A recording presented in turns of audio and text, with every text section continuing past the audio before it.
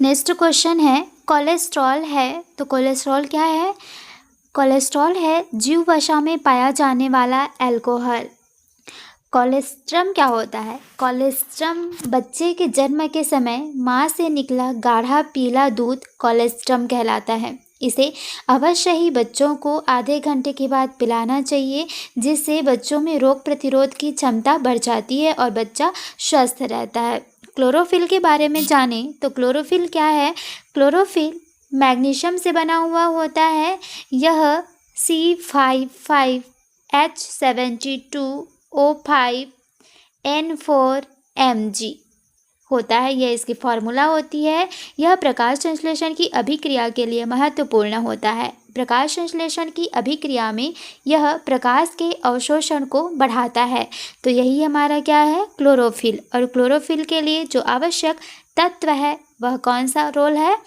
Magnesium का role होता है इसमें। और कोलेस्ट्रॉल क्या है? मैंने बताया कि जीव वसा में पाया जाने वाला वसा अल्कोहल ही कोलेस्ट्रॉल कहलाता है। आगे बढ़ते हैं।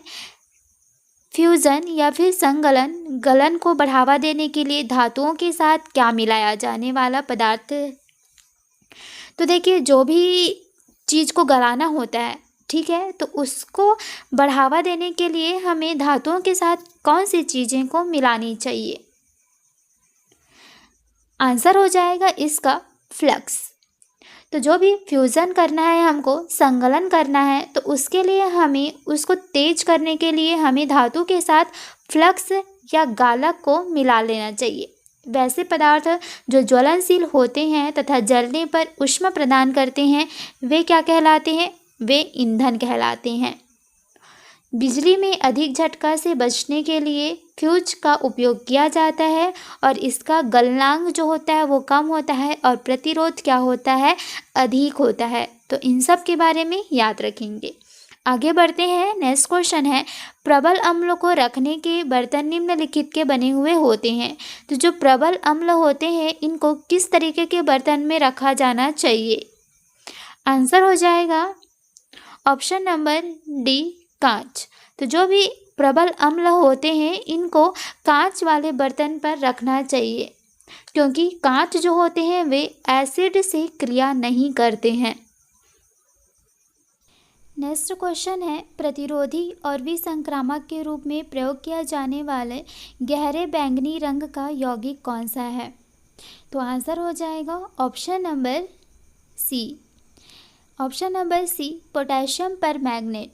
जो प्रतिरोधी और विसंक्रामक के रूप में प्रयोग किए जाने वाले ये बैंगनी कलर के होते हैं। और देखिए, जो सोडियम थायोसल्फेट है, जो ऑप्शन नंबर बी हमें दिख रहा है, इसका क्या यूज़ होता है? तो सोडियम थायोसल्फेट का प्रयोग हम फोटोग्राफी में करते हैं। इसका फॉर्मूला क्या होता है?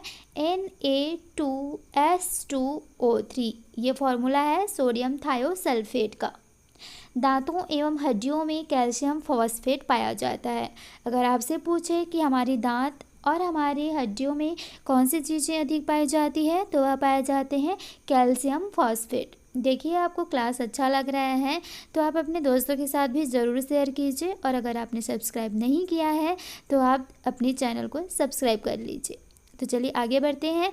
पेंसिल लेड निम्नलिखित से बना हुआ होता है। तो जो पेंसिल की लेड होती है वह किसकी बनी हुई होती है? आंसर हो जाएगा ग्रेफाइट। यह ग्रेफाइट का बना हुआ होता है।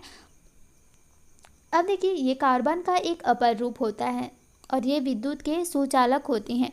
वैसे तो कार्बन के और भी अपर रूप हैं। हीरा भी कार्बन का अपर रूप है, ग्रेफाइट भी कार्बन का अपर रूप है, लेकिन ये जो ग्रेफाइट होता है ये विद्युत के सुचालक होते हैं, लेकिन जो हीरा होता है ये विद्युत के सुचालक नहीं होते हैं, विद्युत के कुचालक होते हैं। ठीक है। हीरे में भी दो तरीके के होते हैं। जैसे जो सफ़ेद हीरा रहता है वह चमकदार होता है, और उसकी चमकदार किस लिए होती है? क्योंकि उसमें पूर्ण आंतरिक परावर्तन होता है। और जो काला हीरा होता है, उस काले हीरे का उपयोग हम लोग कांच को काटने के लिए करते हैं। अब यहाँ पर बात है ग्रेफाइट की, तो ग्रेफाइट भी कार्बन का ही एक अपर रूप है, लेकिन ये विद्युत के सुचालक होते हैं। और यहाँ पर कार्बन, ये जो ग्रेफाइट होती है इसकी जो संरचना होती है वो षटफलकीय होती है, और हीरे की संरचना होती है वो चतुष्फलकीय होता है। ठीक, अब यहाँ पर बात है काजल। काजल देखिए, इसको कार्बन ब्लैक भी बोला जाता है या लैंप ब्लैक बोला जाता है। तो यह काला मुलायम पाउडर होता है और इसमें 99% तक कार्बन होता है और इसे केरोसिन तेल, एसिटिलीन, टारपेंटोस तेल, घी इत्यादि को ऑक्सीजन की सीमित मात्रा की उपस्थिति में जलाकर बनाया जाता है। जैसे कई बार आपने देखा ही होगा कि घरों में कैसे बनाते हैं। जैसे ये हमारी दिए हैं तो इसको एक कटोरी से ढक दिया जाता है, तो जब ये दिया जलता है तो इसकी जो धुआं निकलती है वो इस कटोरी पर जा कर के जम जाती है। ठीक है, तो वही बनता है काजल। इसका उपयोग जूते पर पॉलिश करने के लिए, काला पेंट, स्याही आदि बनाने में भी हम करते हैं। आगे बढ़ते हैं। नेक्स्ट क्वेश्चन है, विद्युत चुंबकों में निम्नलिखित धातु काम आती है। तो विद्युत चुंबक जो होते हैं उनमें कौन सी धातु काम आती है? आंसर हो जाएगा ऑप्शन नंबर ए, नर्म लोहा।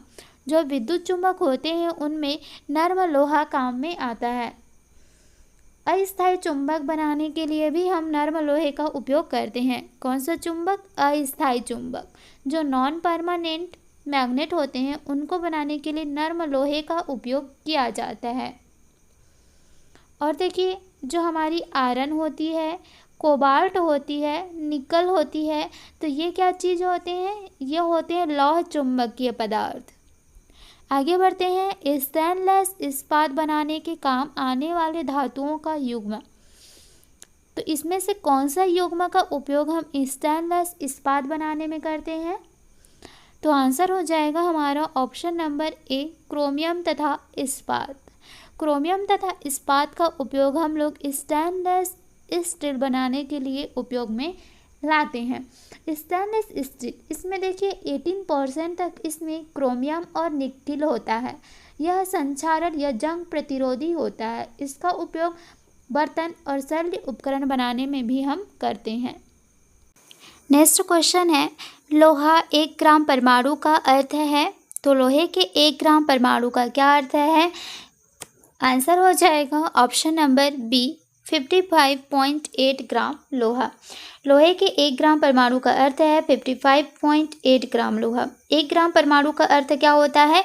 1 ग्राम परमाणु का अर्थ होता है 1 मोल, और 1 मोल आयरन का अर्थ कितना होता है? 55.8 ग्राम। और 1 मोल में अणुओं या परमाणुओं की संख्या क्या होती है? नियत होती है, और इसे ही हम मोल कहते हैं। क्योंकि 1 मोल कितनी होती है? 1 मोल जो होता है वह 6.022 10⁻23 अणु या परमाणु या आयन होते हैं। इसे क्या कहा जाता है? एवोगैड्रो संख्या कहा जाता है। नेक्स्ट है, सोडियम का द्विगंशीय यौगिक कौन सी है? तो सोडियम की जो होती है बाइनरी यौगिक कौन सी है? तो यह है sodium nitrate. Sodium nitrate sodium की बाइनरी यौगिक होती है। इसका फॉर्मूला देखिए, सोडियम नाइट्रेट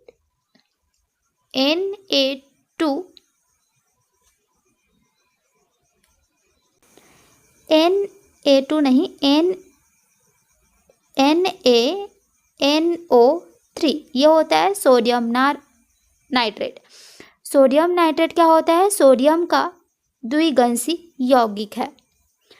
और देखिए यहाँ पर सोडियम नाइट्रेट को चिली सॉल्ट पीटर भी कहते हैं। यह चिली तथा पेरू में काफ़ी मात्रा में मिलता है। इसका उपयोग खाद बनाने के रूप में तथा नाइट्रिक अम्ल के निर्माण में होता है। और जो वॉशिंग सोडा होती है इसको हम सोडियम कार्बोनेट कहते हैं। इसकी फार्मूला होती है Na2CO3 और वाटर के 10 अणु यहाँ पर प्रेजेंट रहते हैं। इसका उपयोग कपड़े धोने में किया जाता है, इसलिए इसको वॉशिंग सोडा भी कहा जाता है। नेक्स्ट क्वेश्चन है, साधारण रासायनिक अभिक्रिया द्वारा और अपघटित नहीं हो सकने वाला पदार्थ कौन सी है? तो आंसर हो जाएगा इसमें ऑप्शन नंबर डी, चांदी या रजत। ये क्या होता है? साधारण रासायनिक अभिक्रिया द्वारा और अपघटित नहीं हो सकने वाला पदार्थ है। यह विद्युत का सबसे अच्छा चालक होता है। आगे बढ़ते हैं। नेक्स्ट क्वेश्चन है, ताम्र पिशाच कॉपर डेमोन नामक शब्द का प्रयोग निम्नलिखित धात्विक तत्व को दर्शाने के लिए किया गया था। तो देखिए यहाँ पर किसको दर्शाने के लिए इस शब्द का उपयोग किया गया था? आंसर हो जाएगा आपका option number B, nickel. Nickel धात्विक तत्व को दर्शाने के लिए ताम्र पिशाच नामक शब्द का प्रयोग होता है। और ये टीन टीन का उपयोग हम लोग किस में करते हैं? सिक्का बनाने में करते हैं, बर्तन बनाने में भी करते हैं। और जर्मन सिल्वर में क्या होता है? जर्मन सिल्वर में सिल्वर नहीं होता है, उसमें क्या होता है? निकिल होता है, और उसमें 20% निकिल पाया जाता है। आगे बढ़ते हैं। निम्नलिखित के आयन को क्लोरीन जल तथा कार्बन टेट्राक्लोराइड में मिलाने से बैंगनी रंग की निचली सतह बनती है। तो निम्नलिखित किसके आयन को क्लोरीन जल तथा कार्बन टेट्राक्लोराइड में मिलाने से बैंगनी रंग की निचली सतह बनती है? तो आंसर हो जाएगा आयोडीन। आयोडीन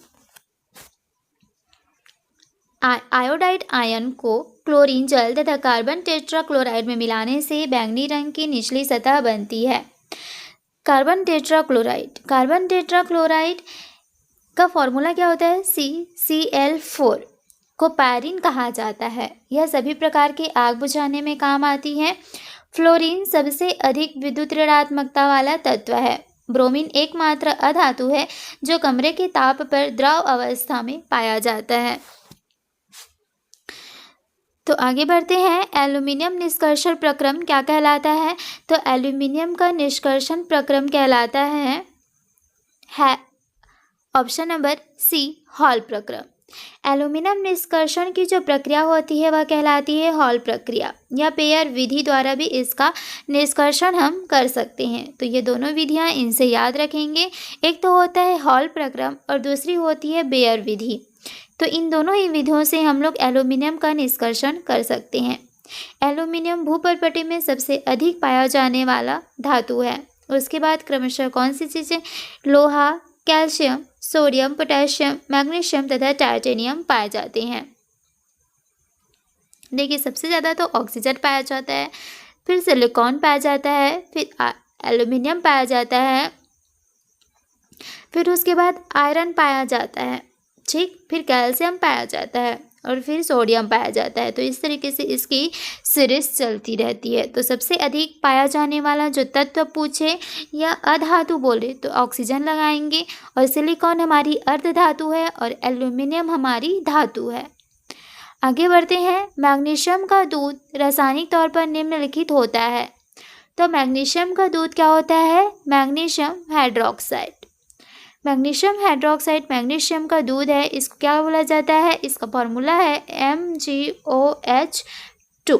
मैग्नीशियम हाइड्रोक्साइड भी बोला जाता है इसको।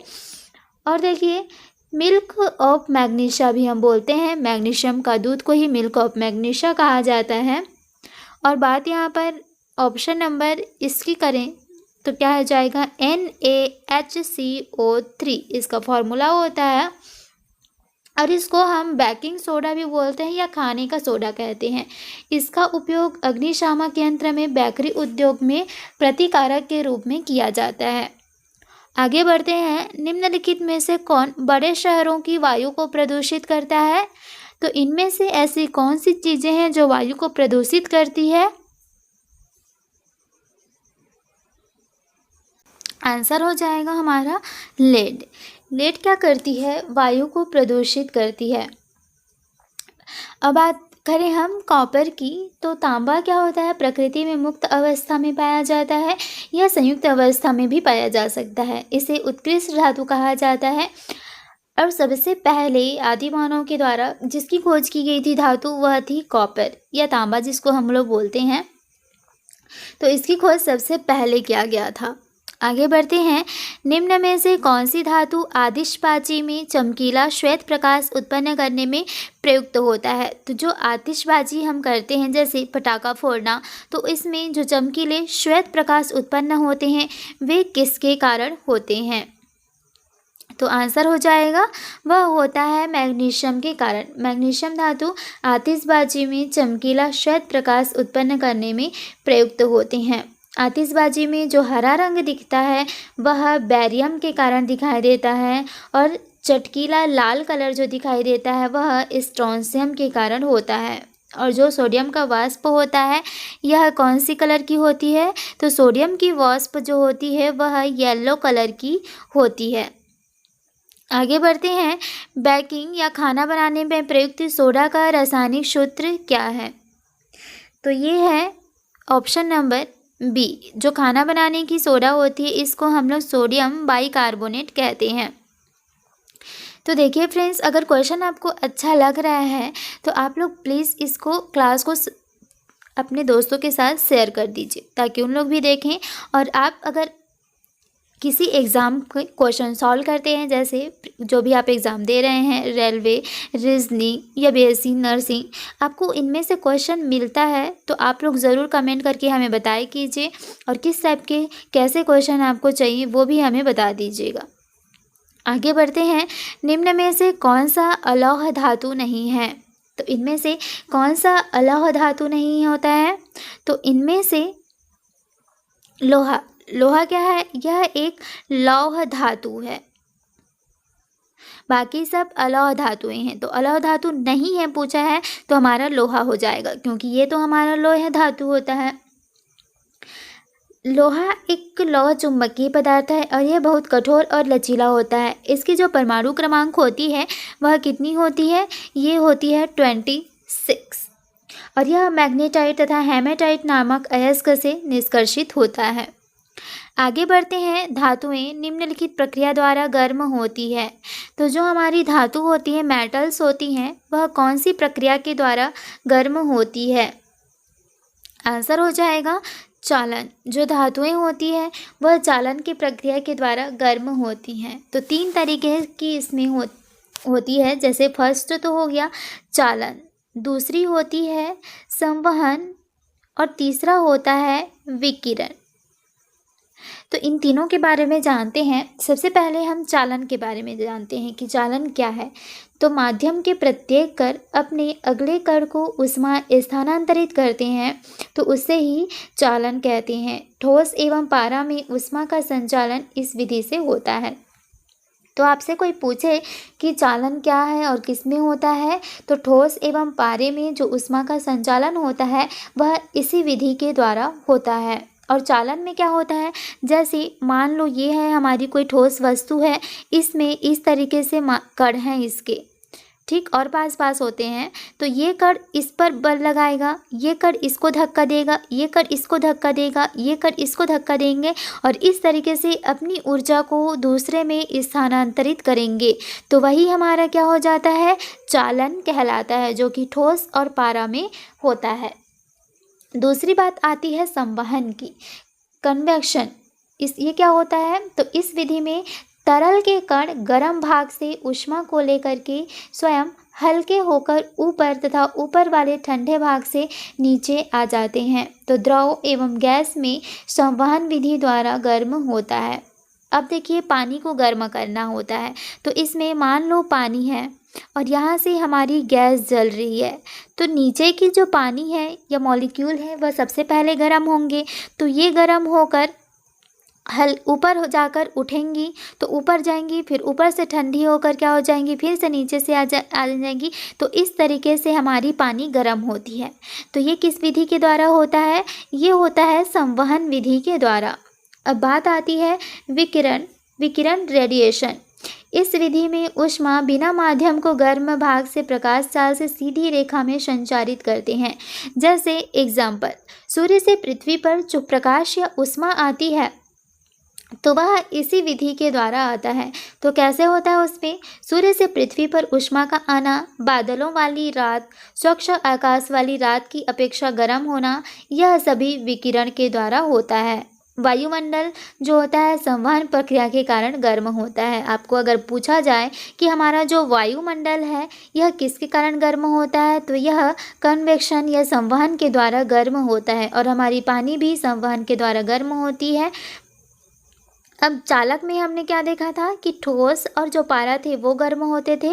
और फिर विकिरण में हमने क्या देखा था कि जो हमारी पृथ्वी की तापमान है जो सूर्य से पृथ्वी तक पहुंचती है वह कौन से माध्यम से पहुंचती है, विकिरण के कारण पहुंचती है। आगे बढ़ते हैं, वात्या भट्टी का प्रयोग होता है निम्नलिखित के लिए। तो वात्या भट्टी है, इसका प्रयोग किसके लिए होता है, अपचयन के लिए। तो वात्या भट्टी का प्रयोग अपचयन रिडक्शन में होता है। लोहे के निष्कर्षण में वात्या भट्टी का प्रयोग किया जाता है। अब देखिए बहुलीकरण क्या होता है। बहुलीकरण या पॉलीमराइजेशन जिसको कहते हैं, जब एक ही यौगिक के दो अथवा अधिक अणु आपस में संयोग करके बड़ा अणु बनाते हैं, तब इस प्रक्रिया को बहुलीकरण कहा जाता है। और इस प्रक्रिया में भाग लेने वाले अणु या यौगिक को हम क्या बोलते हैं, मोनोमर, या उसके उत्पाद को पॉलीमर कहते हैं। प्राकृतिक बहुलक का क्या उदाहरण है, स्टार्च और ग्लूकोज, ये हमारे प्राकृतिक बहुलक हैं। और पॉलीथीन इथेन का बहुलक होता है नायलॉन। नायलॉन किसका बहुलक होता है, नायलॉन बहुलक होता है एडिपिक एसिड का। टेफ्लॉन किसका होता है, कार्बन टेट्राफ्लोराइड का।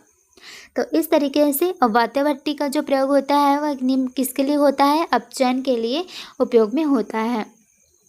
आगे बढ़ते हैं। कोरंडम का प्रयोग निम्नलिखित रूप में किया जाता है। तो कोरंडम जो होती है उसका उपयोग किस में हम करते हैं, तो ये जो ऑप्शन है इसमें हम लोग नहीं करते।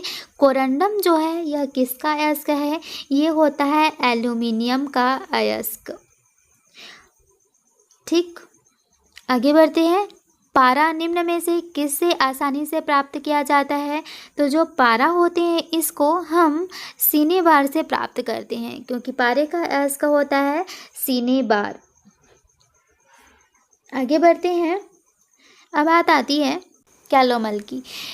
कैलोमल भी क्या होता है, पारा जो होता है सीने बार से प्राप्त किया जाता है। कैलोमल जो होता है ये भी पारे का ही एक अयस्क होता है। नेक्स्ट है एल्यूमिनियम कास्टिक सोडा में किसकी रचना के कारण विलय होता है, तो एल्यूमिनियम कास्टिक सोडा में किसकी रचना के कारण विलय होते हैं, तो ये होता है सोडियम मेटा एल्यूमिनेट। तो एल्यूमिनियम कास्टिक सोडा में सोडियम मेटा एल्यूमिनेट के कारण विलय होता है। नेक्स्ट है फ्यूज का तार किसका बना हुआ होता है, फ्यूज का तार बना हुआ होता है शीशे और टीन का। और जो फ्यूज की तार होती है इसमें गलनांक कम होता है और प्रतिरोध अधिक होता है। ठीक है, तो इन दोनों बातों को याद रखेंगे। आगे बढ़ते हैं। अमलगम में क्या रहता है, अमलगम में रहता है Hg, जिसको हम लोग बोलते हैं पारा, और इसकी एटॉमिक नंबर होती है 80। ठीक है, तो पारा अगर धातु के साथ क्रिया करता है तो वह क्या बनाता है, अमलगम बनाता है। नेक्स्ट क्वेश्चन है किस तरह की वेल्डिंग प्रक्रिया में इलेक्ट्रोड का व्यय होता है, तो कौन सी होती है, तो ऑप्शन नंबर सी यहाँ पर आर्क वेल्डिंग प्रक्रिया में इलेक्ट्रोड का व्यय होता है। वेल्डिंग में एसिटिलीन गैस का हम उपयोग करते हैं। वेल्डिंग में अगर पूछे कौन सी गैस का उपयोग किया जाता है, तो एसिटिलीन गैस का उपयोग किया जाता है। नेक्स्ट है बेसिमर प्रक्रम से बनाया जाता है। तो जो बेसिमर प्रक्रम होती है इससे किसको बनाया जाता है, इस्पात को बनाया जाता है। बेसिमर प्रक्रम से इस्पात को बनाते हैं। बेसिमर प्रक्रम द्वारा अपचयन विधि से इस्पात प्राप्त किया जाता है। और हैबर विधि से हम किसको बनाते हैं, अमोनिया को बनाते हैं। नेक्स्ट है थर्मिक वेल्डिंग है एक प्रकार की। तो जो थर्मिक वेल्डिंग होती है वो एक प्रकार की फ्यूज़न वेल्डिंग होती है। अब देखिए थर्मिक जो वेल्डिंग है ये फ्यूज़न वेल्डिंग होती है। आगे है निम्नलिखित में से किसे स्ट्रेटेजिक धातु कहते हैं, तो स्ट्रेटेजिक धातु किसको बोलते हैं, टाइटेनियम को बोला जाता है। ऑप्शन नंबर यहाँ पर सी राइट हो जाएगा। अब इसमें देखिए जो यूरेनियम है, यूरेनियम को आशा धातु या मेटल ऑफ होप कहा जाता है। इसका उपयोग एटॉमिक रिएक्टर में ईंधन के रूप में हम करते हैं। और जो टाइटेनियम है, टाइटेनियम को रणनीतिक धातु भी कहा जाता है, रणनीतिक या स्ट्रेटेजिक धातु कहा जाता है। क्योंकि इसका प्रयोग बहुत सारे क्षेत्रों में बृहद पैमाने पर किया जाता है। इसका उपयोग युद्ध के सामान बनाने में, कल कारखानों में यंत्रों के निर्माण में, या हवाई जहाज के निर्माण में, इन सभी में हम करते हैं। नेक्स्ट है लोहे का शुद्धतम रूप क्या है, तो लोहे का शुद्धतम रूप है पीटवा लोहा। लोहे का शुद्धतम रूप होता है पीटवा लोहा। इसमें 0.5% से 2.5% तक कार्बन रहता है। नेक्स्ट क्वेश्चन है निम्नलिखित धातुओं पर विचार करें, इनको इनके घनत्वों का सही आरोही क्रम कौन सा है, तो इनके घनत्व के आधार पर इनको बढ़ते हुए क्रम में जमाना है। तो देखिए, सोचिए इनमें से किसका घनत्व सबसे अधिक होता है। तो देखिए इसका आंसर क्या हो जाएगा, आंसर है ऑप्शन नंबर ए। तो देखिए सबसे अधिक घनत्व किसका होता है, 1, यानी कि प्लैटिनम का सबसे अधिक घनत्व होता है, फिर सोने का होता है, उससे कम होता है शीशे का, और सबसे कम होता है तांबे का। तो सबसे कम घनत्व तांबे का है, देन शीशे का, फिर सोने का, और प्लैटिनम का सबसे अधिक घनत्व होता है। आगे बढ़ते हैं, फेल्सपार अयस्क किसका है। तो फेल्सपार जो अयस्क है यह किसका होता है, ये एल्युमिनियम का अयस्क होता है, जो कि हमारे ऑप्शन में नहीं है, तो हम ऑप्शन नंबर डी लगाएंगे।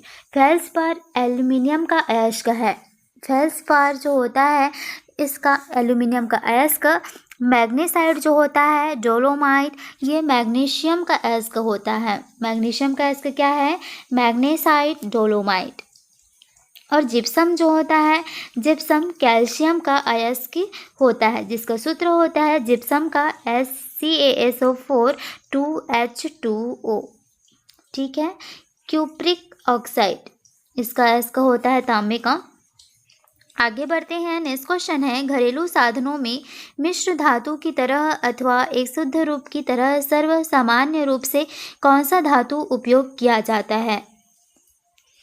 तो आंसर हो जाएगा हमारा ऑप्शन नंबर सी, तांबा। तांबा जो है वह घरेलू साधनों में मिश्र धातुओं की तरह अथवा एक शुद्ध रूप की तरह उपयोग में लाया जाता है। नेक्स्ट क्वेश्चन है, एक धातु प्रायः अति चालकता ग्रहण करती है। तो जो धातु होती है ये सुपर कंडक्टिविटी ग्रहण करती है किस तापमान पर, क्रायोजेनिक तापमान पर। ठीक है। आगे बढ़ते हैं, नेक्स्ट क्वेश्चन है, प्रयोग करने तथा औजार बनाने के लिए सर्वप्रथम किस धातु की खोज की गई थी।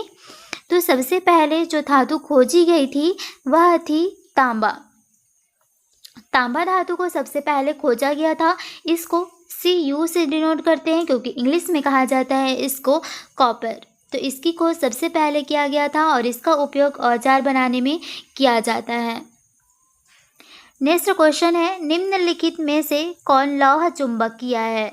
तो इनमें से लौह चुंबकीय कौन सी होती है, आंसर हो जाएगा ऑप्शन नंबर ए, जो निकिल है ये हमारा लौह चुंबकीय है। तो लौह चुंबकीय क्या होता है, वैसे चुंबकीय पदार्थ जो चुंबकीय क्षेत्र की दिशा में प्रबल रूप से चुंबकित हो जाते हैं लौह चुंबकीय पदार्थ कहलाते हैं। जैसे कोबाल्ट, आयरन, निकिल, ये सभी क्या हैं, लौह चुंबकीय पदार्थ हैं। और ऑक्सीजन जो होता है, ऑक्सीजन क्या होता है, हमारा अनुचुंबकीय पदार्थ होता है। आगे बढ़ते हैं, नेक्स्ट क्वेश्चन है, विरंजन का स्वरूप प्रदान करता है। तो इनमें से कौन सी चीज़ का हम लोग विरंजन के रूप में उपयोग में करते हैं। तो आंसर हो जाएगा हमारा क्लोरीन। क्लोरीन का उपयोग हम विरंजक के रूप में करते हैं। और विरंजक चूर्ण का जो सूत्र होता है वह क्या होता है, CaOCO2, calcium oxychloride. Next question है, सामान्य धातु के 4 तार का भार एवं विस्तृति का ग्राफ निम्नलिखित है, सबसे पतले तार कौन सी रेखा दर्शाती है। तो सबसे पतले तार जो है इनमें से कौन सी है। तो देखिए यहाँ पर एक डायग्राम है जो कि यहाँ पर नहीं बना हुआ है, मैं बना देती हूँ। यहाँ पर है भार और यहाँ है विस्तृति। ये है हमारी 4 रेखाएं ABCD, यहाँ है O। तो इनमें से देखिए समान धातु के 4 तार का भार एवं विस्तृति का ग्राफ दिया हुआ है। तो सबसे पतले तार कौन सी रेखा दर्शाती है। तो आंसर हो जाएगा ऑप्शन नंबर सी, यहाँ पर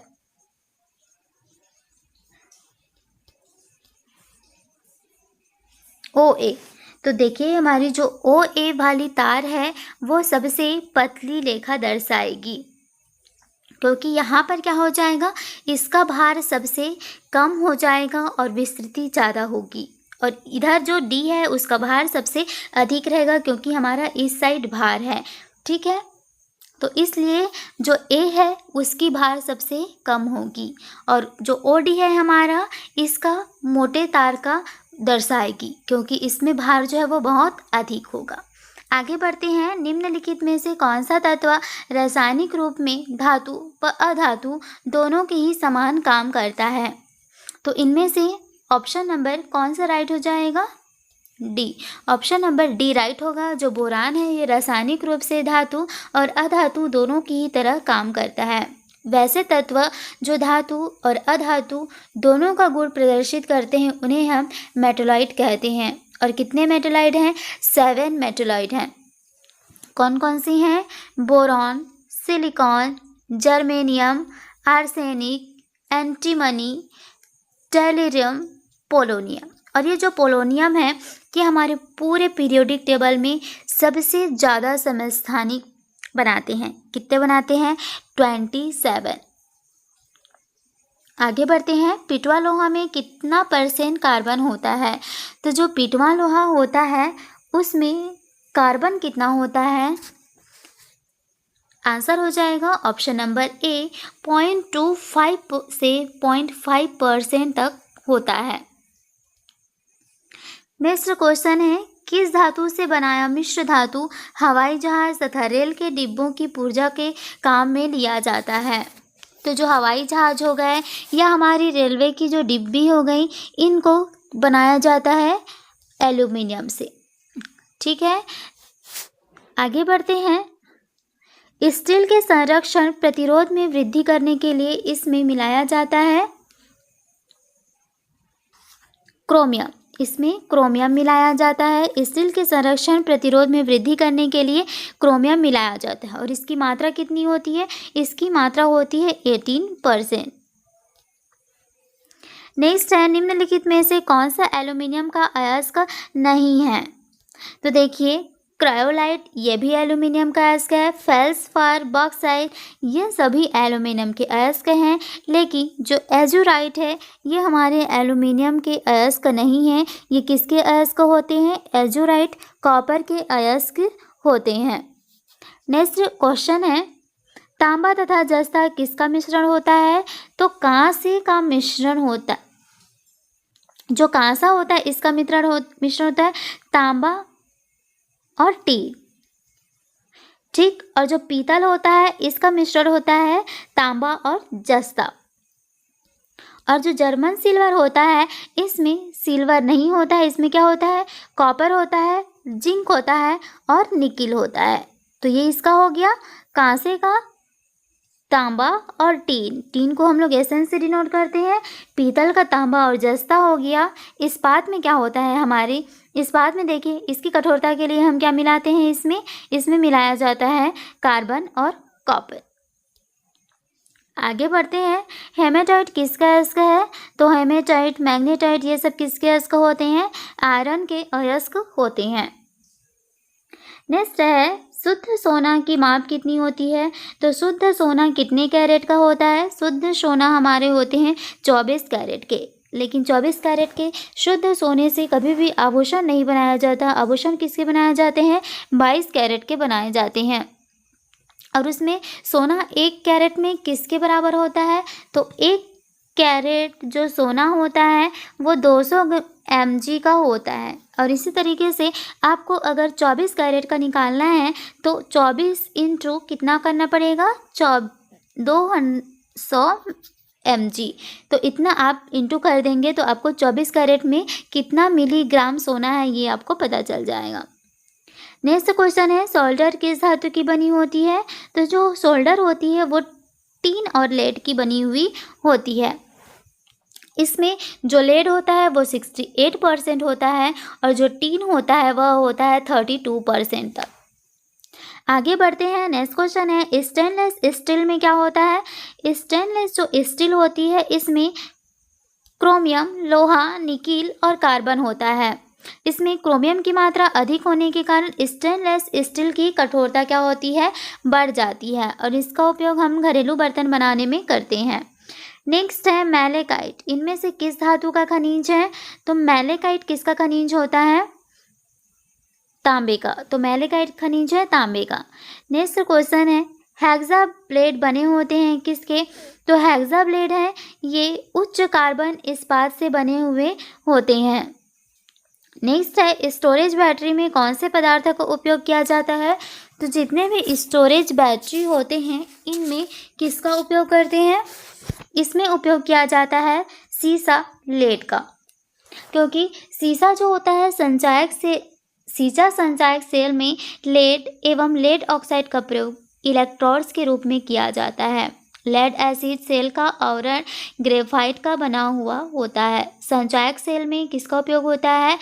H2SO4 जिसको कि सल्फ्यूरिक अम्ल कहते हैं, इसको हम संचायक सेल में उपयोग करते हैं और H2SO4 को अम्लों का राजा कहा जाता है। नेक्स्ट है निम्नलिखित में से कौन अधातु नहीं है? तो इनमें से कौन सी अधातु नहीं है? एल्यूमिनियम। एल्यूमिनियम क्या होता है? ये अधातु नहीं होता है, यानी कि ये धातु है। और कौन से वर्ग का है? ये 13 वर्ग का सदस्य है। कार्बन, सल्फर, नाइट्रोजन ये अधातु होते हैं, जिसमें से कार्बन जो होता है वो 14 ग्रुप का है और सल्फर 16 ग्रुप का है और ऑक्सीजन भी हमारे कौन से ग्रुप के होते हैं? 16 ग्रुप में होते हैं। तो एल्यूमिनियम हमारे क्या हो गए? धातु हो गए, क्योंकि ये अधातु नहीं है तो क्या है? धातु हैं। नेक्स्ट है स्टील को कठोरता प्रदान करने के लिए किसकी मात्रा को बढ़ा दी जाती है? तो स्टील को कठोरता देने के लिए हम लोग इसमें कार्बन की मात्रा को बढ़ा देते हैं। स्टील में कौन कौन सी चीज़ें होती है? जो हमारी स्टील होती है उसमें क्रोमियम मिलाकर इसे जंग रहित बनाया जाता है और स्टेनलेस स्टील होती है उसमें 18% क्रोमियम होता है। नेक्स्ट है मोनोजाइट अयस्क किसका है? तो मोनोजाइट अयस्क है किसका? थोरियम का। अल्नाइट, थोरेनाइट भी थोरियम का ही अयस्क होता है। केरल के बालू में मोनोजाइट अयस्क पाया जाता है जो कि थोरियम का अयस्क है। नेक्स्ट है 4 एक जैसी केतलियों के आधार समान मोटाई की विभिन्न धातुओं से बने हैं जिनमें समान मात्रा में जल डाला जाता है। यदि इन केतलियों को एक जैसे तरीके से एक जैसी अग्नितार पर रखते हैं तो जल सबसे पहले किस धातु की बनी हुई केतली में उबलेगा? तो आंसर देखिए क्या हो जाएगा इसका? इसका आंसर हो जाएगा ऑप्शन नंबर बी। 4 एक जैसी केतलियां हैं जिनके आधार जो है वो समान मोटाई की है और ये जो बने हुए हैं केतलियां ये भिन्न भिन्न धातुओं से बने हुए हैं जिनमें समान मात्रा में जल डाला जाता है। यदि इन केतलियों को एक जैसे तरीके से एक जैसी अग्नि या एक जैसे ताप पर गर्म करते हैं तो जल सबसे पहले जो कॉपर की केतली बनी हुई है उसमें उबलेगा, क्योंकि जो कॉपर होता है, तांबा जो होता है वह विद्युत तथा ऊष्मा का अच्छा चालक होता है और कॉपर की ऊष्मा चालकता अधिक होती है। नेक्स्ट है निम्नलिखित में से कौन सी धातु बिजली की सर्वोत्तम संवाहक है? तो इनमें से देखिए तांबा की बिजली की सर्वोत्तम संवाहक धातु दिए गए विकल्प में तांबा है और चांदी का सबसे अच्छा जो होता है सुचालक होता है और सुचालक के आधार पर सबसे ज़्यादा देखिए हम देखें अगर तो चांदी का होता है, इसके बाद कॉपर का होता है, फिर एल्यूमिनियम का होता है। नेक्स्ट क्वेश्चन है जब एक इस्पात को सुर्ख लाल गर्म किया जाता है एवं धीरे धीरे ठंडा किया जाता है तो यह प्रक्रिया क्या कहलाती है? इस प्रक्रिया को हम कहते हैं एनेलिंग प्रक्रिया। जब कोई भी इस्पात होती है इसको हम गर्म करते हैं फिर धीरे धीरे इसको हम ठंडा करते हैं तो ये जो प्रोसेस होती है ये प्रोसेस हमारी क्या कहलाती है? एनेलिंग कहलाती है। ठीक है, और इसमें इस्पात की गुणवत्ता में भी वृद्धि होती है। आगे बढ़ते हैं। निम्नलिखित में किस में निसंक्रामक तत्व नहीं होता है? तो आंसर कौन सा हो जाएगा? आंसर हो जाएगा आग। आग जो होता है निसंक्रामक तत्व नहीं है। और देखिए यहाँ पर बात है फिनाइल, तो फिनाइल जो होता है फिनॉल से बनता है। फिनॉल का फॉर्मूला क्या होता है? C6H5OH, ये फिनॉल का फॉर्मूला है। Tincture iodine, tincture iodine ethyl alcohol एवं आयोडीन से बनता है। आगे है क्वार्ट्ज के अवयव हैं सिलिकॉन तथा, तो जो क्वार्ट्ज होते हैं इसके अवयव कौन कौन से हैं? सिलिकॉन है और ऑक्सीजन है। तो इसका फॉर्मूला क्या होता है क्वार्ट्ज का? SiO2। तो देखिए इसमें सिलिकॉन प्रेजेंट है और ऑक्सीजन प्रेजेंट है। आगे बढ़ते हैं, नेक्स्ट क्वेश्चन है निम्नलिखित में से कौन सी मिश्र धातु है? तो इनमें से देखिए कौन सी मिश्र धातु है? तो इनमें से मिश्र धातु है हमारा स्टेनलेस स्टील, क्योंकि लोहा हमारा धातु एलिमेंट है, ये भी हमारे एलिमेंट हैं, ये भी हैं, लेकिन स्टेनलेस स्टील जो होती है ये मिश्र धातु होती है, क्योंकि ये किसकी बनी हुई होती है? ये बनी हुई होती है कॉपर, यहाँ पर कॉपर की बनी हुई होती है। और इसमें और क्या क्या चीज़ें होती है? स्टेनलेस स्टील में देखिए क्या होता है, सबसे पहला लोहा होता है, क्रोमियम होता है और निकिल होता है और साथ में कार्बन होता है। तो याद रखेंगे लोहा, क्रोमियम, निकिल और कार्बन स्टेनलेस स्टील में होते हैं, इसलिए ये क्या है? एक मिश्र धातु है। नेक्स्ट क्वेश्चन है खाद्य पदार्थों के डिब्बों की आंतरिक सतह टीन से पुती हुई होती है ना कि जस्ते में, क्यों? तो जो खाद्य पदार्थ के डिब्बे हैं इनमें हम किसका उपयोग करते हैं? इनमें उपयोग करते हैं टीन का, जस्ते का उपयोग नहीं करते हैं, क्योंकि जो जस्ता होता है वो टीन से अधिक क्रियाशील होता है और इसकी क्रियाशीलता अधिक के कारण ही इसको हम उपयोग नहीं करते हैं। जस्ता खाद्य पदार्थों से अभिक्रिया करके विषैले पदार्थ बना लेता है और जो टीन होती है वो खाद्य पदार्थों से अभिक्रिया नहीं करते हैं। नेक्स्ट क्वेश्चन है मरकरी क्या है? तो मरकरी क्या होती है? ये कमरे के तापमान पर द्रव अवस्था में होती है। कमरे का तापमान कितना? 27 डिग्री सेल्सियस। तो इस तापमान पर ये क्या होती है? द्रव अवस्था में पाई जाती है। और मरकरी क्या है? एक धातु है, तो ये द्रव धातु कहा जाता है इसको। इसकी परमाणु संख्या कितनी होती है? इसकी परमाणु संख्या होती है 80 और द्रव्यमान संख्या कितनी होती है? 200। नेक्स्ट क्वेश्चन है वायु में हाइड्रोजन जब जलने लगती है तब क्या पैदा करती है? तो देखिए इसको हम कैसे कर सकते हैं हाइड्रोजन। तो देखिए हाइड्रोजन हम लेते हैं और वायु की उपस्थिति में, तो वायु ले लेते हैं, तो ये क्या बनाता है? H2O यानी कि वाटर बनाया। तो जब वायु की उपस्थिति में हाइड्रोजन को जलाते हैं तो क्या चीजें बनती है? वाटर बनती है। आगे बढ़ते हैं, फॉस्फेट में कितने आयन होते हैं? तो फॉस्फेट को हम किस तरीके से लिखते हैं? PO4 -3। तो कितने आयन हो गए? -3 आयन हो गए। इसी तरीके से नाइट्राइट का बोला जाए तो नाइट्राइट में 3- आयन होते हैं इनमें भी। और इसी तरीके से सल्फेट का आयन पूछे तो सल्फेट में -2 होते हैं। ठीक है। अमोनिया में कितना होता है? +1 आयन होता है, क्योंकि हम लोग इस तरीके से एक ही आयन होता है इसमें, तो इनको भी याद रखेंगे। आगे बढ़ते हैं, निम्नलिखित मिश्र धातुओं में से किस में तांबे की मात्रा अधिकतम होती है? तो ये मिश्र धातुएं हैं, इनमें से जो तांबा है इसकी मात्रा सबसे अधिक किस मिश्र धातु में होती है? आंसर हो जाएगा कांस। तांबा और टीन से बनता है, तो इसमें जो तांबा होता है, कॉपर होता है, वो कितना % होता है? 90% होता है।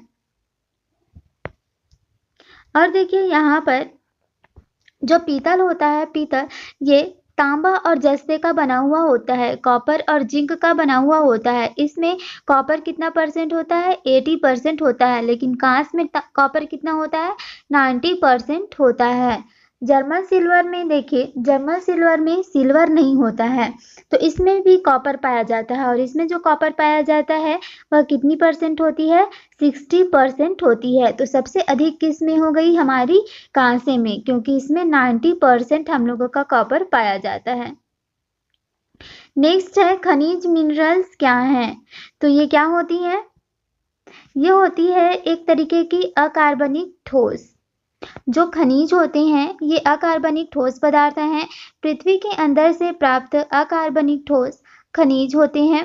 खनिज जिसमें धातु सस्ता एवं सुविधाजनक तरीके से प्राप्त हो उसे हम अयस्क कहते हैं।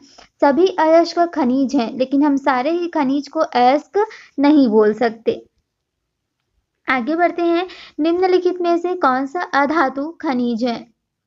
तो इनमें से कौन सा अधातु खनिज है? आंसर हो जाएगा हमारा option number B, gypsum. Gypsum क्या होता है? एक तरीके की अधातु खनिज है। इसका फॉर्मूला क्या होता है? CaSO4 2H2O। और इसको जब हम लोग 120 डिग्री सेल्सियस पर गर्म कर देते हैं तो ये क्या बन जाता है? प्लास्टर ऑफ पेरिस, जिसका फॉर्मूला होता है CaSO4 ½ H2O। आगे बढ़ते हैं। अधातुएं सामान्यतः विद्युत की कुचालकता होती है, परंतु ग्रेफाइट जो होते हैं विद्युत के सुचालक होते हैं। क्यों? तो जितने भी अधातु होते हैं इनमें एक गुण पाया जाता है कि ये विद्युत की कुचालक होते हैं, लेकिन हमारी जो ग्रेफाइट होती है कार्बन का एक अपर रूप है, ये क्या होता है? विद्युत के सुचालक होते हैं। अब इसका कारण बताना है। इसका कारण हो जाता है इसमें शिथिलता बद्ध इलेक्ट्रॉन होते हैं, जिसके कारण इनमें क्या होता है? विद्युत की सुचालक होती है, परंतु ग्रेफाइट विद्युत की सुचालक क्योंकि इनमें शिथिलताबद्ध इलेक्ट्रॉन पाए जाते हैं। कार्बन के और भी अपर रूप हैं। कार्बन का एक अपर रूप तो हीरा भी होता है, लेकिन वह भी विद्युत का कुचालक होता है। नेक्स्ट है, निम्नलिखित में से क्या बड़े शहरों में वायु को प्रदूषित करता है? तो इनमें से ऐसी कौन सी चीजें हैं जो शहरों को प्रदूषित करती हैं? आंसर हो जाएगा इसका शीशा। शीशा क्या करता है? ये हमारे वातावरण को, इन्वायरमेंट को प्रदूषित करती है। और ये ज़्यादातर कहाँ पर होता है? जितने भी बड़े शहरें होती हैं इनमें जो वायु प्रदूषित होता है वो इस शीशे की वजह से होता है। शीशा क्या करता है? हमारे मानसिक स्वास्थ्य को प्रभावित करता है। शहरों में जब स्वचालित वाहनों में लेड युक्त ईंधन जलता है तो वायु में इसका उत्सर्जन होता है, और यह लेड, जिसको हम शीशा बोलते हैं, मनुष्य के मस्तिष्क स्वास्थ्य पर घातक प्रभाव डालता है। नेक्स्ट क्वेश्चन है, पारद मिश्रण जिसको अमलगम कहते हैं, इनमें से क्या होता है? तो देखिए इसमें क्या होता है, ऑप्शन नंबर सी इसका राइट हो जाएगा। मिश्र धातु जिसमें मौजूद एक तत्व पारा है। तो देखिए पारद मिश्रण मिश्र धातु है जिसमें एक तत्व पारा ही होता है। पारा क्या होता है? धातुओं के साथ मिलकर क्या बनाते हैं? अमलगम बनाते हैं। नेक्स्ट क्वेश्चन है, अधातुओं में निम्न में से कौन सा गुणधर्म सामान्यतः पाया जाता है? तो जो अधातु होते हैं उनमें कौन सा गुण पाया जाता है?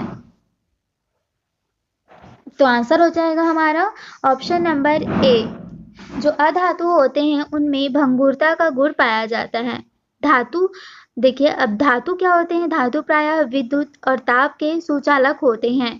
धातुओं में तन्यता का भी गुण पाया जाता है। धातुओं में आघात वर्धन्यता का गुण भी पाया जाता है। इनमें चालकता का भी गुण पाया जाता है, जबकि अधातु में ये सभी गुण नहीं पाए जाते हैं। नेक्स्ट है, निम्न में से क्या मिश्र धातुओं की विशेषता नहीं है? तो जो मिश्र धातु होते हैं उनकी कुछ विशेषताएं होती है। तो आपको 4 ऑप्शन दिए गए हैं, इनमें से कौन सी मिश्र धातु की विशेषता नहीं होती है? आंसर हो जाएगा ऑप्शन नंबर ए, यौगिक। ये मिश्र धातुओं की विशेषता नहीं है, क्योंकि देखिए यौगिक का निर्माण मिश्र धातु की विशेषता नहीं है। मिश्र धातुओं में तत्व निश्चित अनुपात में नहीं होते हैं। मिश्रण में तत्वों के किसी भी अनुपात में मिलाया जाता है। तो जो हमारी मिश्र धातुएं होती हैं एक तरीके की समांगी मिश्रण होती है। मिश्रण का एक टाइप होता है। मिश्रण में क्या होता है, कोई भी तत्व हैं या कोई भी चीजें हैं, इनको आप एक निश्चित अनुपात में नहीं मिलाते हैं, किसी भी अनुपात में आप मिला देते हैं, उसे हम कहते हैं मिक्सचर। लेकिन यौगिक किसको बोलते हैं? जिनको में की जो तत्व होते हैं उनको एक निश्चित अनुपात में ही मिलाया जाता है। जैसे वाटर में हम हाइड्रोजन के 2 और ऑक्सीजन के 1 इसी अनुपात में मिलाएंगे तभी हमको वाटर मिलेगी। अगर मैं इसके अनुपात को चेंज कर दूं इस तरीके से 1:2, तो ये मेरी चीजें चेंज हो जाएगी। तो इसलिए यहाँ पर देखिए यौगिक जो होता है एक निश्चित अनुपात में तत्वों को मिलाया जाता है, लेकिन मिश्र धातुओं में तत्वों को हम किसी भी अनुपात में मिलाते हैं जो कि एक मिश्रण का टाइप होता है, और विलयन में भी ऐसा होता है। तो इस तरीके से हमारी मिश्र धातु की जो विशेषता नहीं है वह कौन सी हो जाएगी? ऑप्शन नंबर ए, यौगिक। नेक्स्ट है, विद्युत तापी साधन के लिए तापी घटक बनाने के लिए जिस मिश्र धातु का प्रयोग किया जाता है वह कौन सी है? तो देखिए इसके लिए हम किसका उपयोग करते हैं?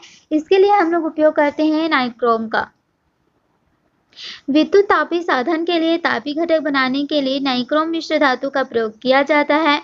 नाइक्रोम निकेल एवं क्रोमियम का मिश्र धातु है। इसका उपयोग विद्युत हीटर में हम करते हैं। जर्मन सिल्वर का उपयोग हम कहाँ करते हैं? इनका उपयोग बर्तन बनाने में करते हैं। जर्मन सिल्वर में क्या क्या चीजें होती है? कॉपर होती है, जिंक होता है और निकिल होता है, लेकिन इनमें सिल्वर नहीं पाया जाता है। नेक्स्ट है, अस्थियों और दांतों में मौजूद रासायनिक द्रव्य क्या है? तो अस्थि और दांत में जहां हमारी रासायनिक द्रव्य पाई जाती है वो कौन सी है? कैल्शियम फॉस्फेट है।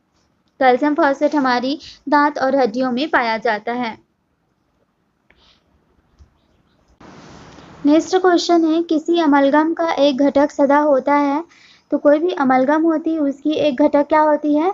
तो मैंने आपको बताया था कि जो पारा होती है वो धातुओं से मिलकर क्या बनाती हैं? अमलगम बनाती हैं। तो अमलगम में कौन सी एक चीज होती है? मरकरी या पारा को होना आवश्यक होता है। तो और इसमें कुछ अपवाद हैं जैसे कि आयरन हो गए, टंगस्टन हो गए और प्लेटिनम। ये पारा के साथ मिलकर अमलगम नहीं बनाता है, तो इनको भी याद रखेंगे क्योंकि जो अपवाद होते हैं वही सबसे ज़्यादा पूछे जाते हैं, क्योंकि बाकी जितनी भी धातुएं होंगी वो मरकरी के साथ मिलकर तो अमलगम बना लेंगे। आगे बढ़ते हैं, पेट्रोल की आग को बुझाने का उत्तम साधन क्या है? नेक्स्ट क्वेश्चन है, पेट्रोल की आग को बुझाने का उत्तम साधन क्या है? तो पेट्रोल की जो आग होती है इसको बुझाने के लिए हम किसका उपयोग करते हैं? इसके लिए हम कार्बन डाइऑक्साइड का उपयोग करते हैं। पेट्रोल की आग बुझाने का उत्तम साधन होता है ये कार्बन डाइऑक्साइड। पेट्रोल की आग को जल से नहीं बुझा सकते। अब इसका कारण क्या होता है कि हम इसको जल से नहीं बुझा सकते? क्योंकि देखिए जो जल का घनत्व होता है वो कम होने के कारण यह ऊपर तैरता रहता है, जिससे वायु का संपर्क नहीं टूट पाता। इसीलिए हम वाटर से पेट्रोल में लगी आग को नहीं बुझा सकते। इसके लिए हम कार्बन डाइऑक्साइड का उपयोग करते हैं। नेक्स्ट है, स्टेनलेस स्टील में प्रायः होता है लगभग 14% या अधिक। तो जो हमारी स्टेनलेस स्टील होती है इसमें क्रोमियम जो है वो 14% या उससे अधिक हम मिलाते हैं। स्टेनलेस स्टील में क्रोमियम की अधिकतम जो मैक्सिमम मात्रा होती है वो कितनी होती है? 18% होती है। स्टेनलेस स्टील संक्षारण या जंग प्रतिरोधी होता है। इसका उपयोग हम बर्तन और शल्य उपकरण बनाने में करते हैं। और सिलिकॉन देखिए इस्पात में 35% होता है। इसका उपयोग ट्रांसफार्मर एवं विद्युत चुंबक बनाने में हम करते हैं। लोहा, कोबाल्ट, प्लैटिनम, निकेल एवं टंगस्टन आदि मैंने आपको बताया था कि यह अमलगम नहीं बनाते हैं। एक बार और रिपीट कर देती हूँ, आयरन हो गए, कोबाल्ट हो गए, प्लैटिनम हो गए, निकेल, टंगस्टन, ये सब हमारे अमलगम नहीं बनाते हैं। नेक्स्ट है, जल में आर्सेनिक की अनुपात ऊपरी सीमा कितनी है? तो जल में हमारी जो आर्सेनिक होती है वह कितनी होती है? 0.05 mg/लीटर। इतनी आर्सेनिक हमारी वाटर में घुली हुई होती है। उच्च धातु का मान अधिक होने पर जल से तरह तरह की बीमारी क्या हुआ उत्पन्न होने लगती हैं, जैसे कैडमियम। प्रदूषित जल के सेवन से इचाई रोग होता है। अगर हमारी प्रदूषित जल में कैडमियम की मात्रा अधिक है तो वो उसमें से क्या रोग होगा? इचाई रोग होगा। और पारे जो है तो उसकी वजह से मिनी माता रोग होता है।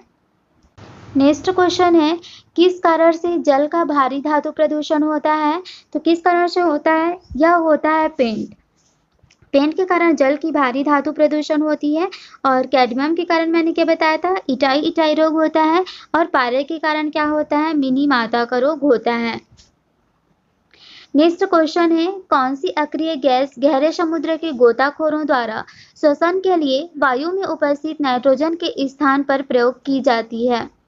तो इनमें से किस गैस का उपयोग करते हैं गोताखोर? आंसर हो जाएगा हीलियम। हीलियम गैस का उपयोग किया जाता है गोताखोरों के द्वारा। क्यों?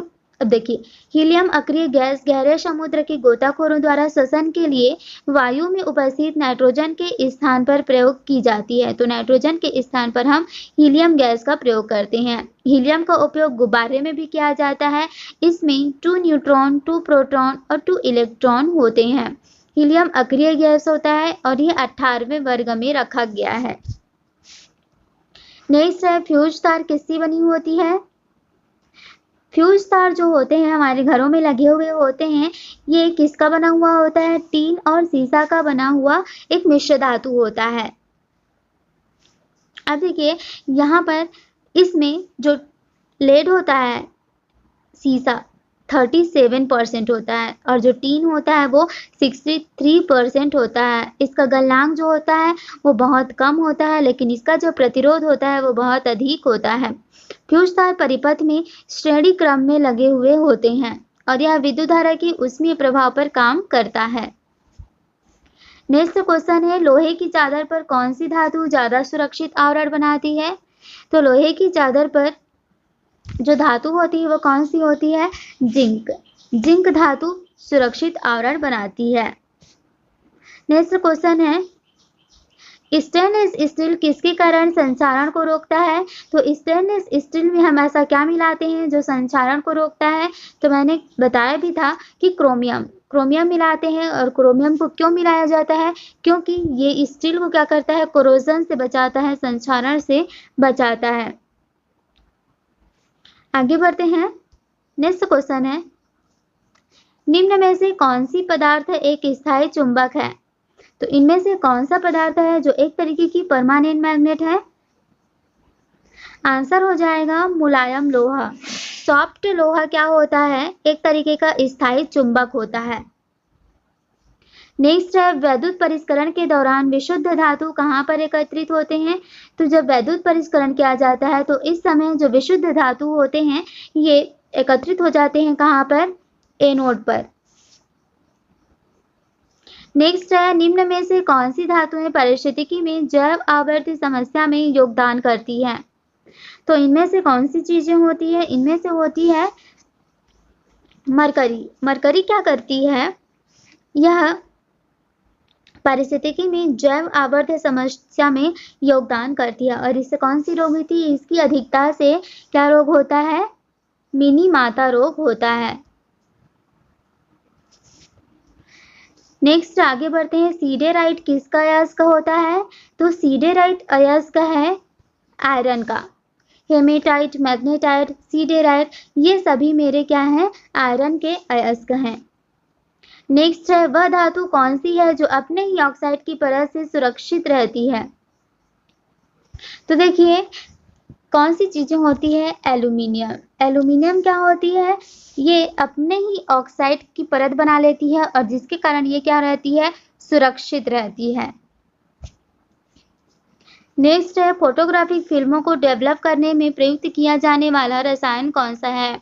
तो जो फोटोग्राफिक फिल्म होती है इनको डेवलप करने के लिए जो रसायन उपयोग मिलाई जाती है ये होती है हाइपो। हाइपो का उपयोग कहाँ पर किया जाता है? फोटोग्राफिक प्लेटों में किया जाता है। नेक्स्ट क्वेश्चन है, यहाँ पर अर्धचालक पदार्थ कौन से होते हैं? तो कौन कौन से हैं इनमें से अर्धचालक पदार्थ? ये होते हैं silicon, germanium, arsenic, antimony, tellurium, polonium, bismuth. ये सभी क्या हैं? अर्धचालक पदार्थ होते हैं। नेक्स्ट क्वेश्चन है, sodium, phosphorus, arsenic, antimony, bismuth ये किस वर्ग के हैं? ये होते हैं, ये हमारे 15वें वर्ग के तत्व हैं। ठीक है, यहाँ पर हमारा ऑप्शन नंबर सी राइट हो जाएगा।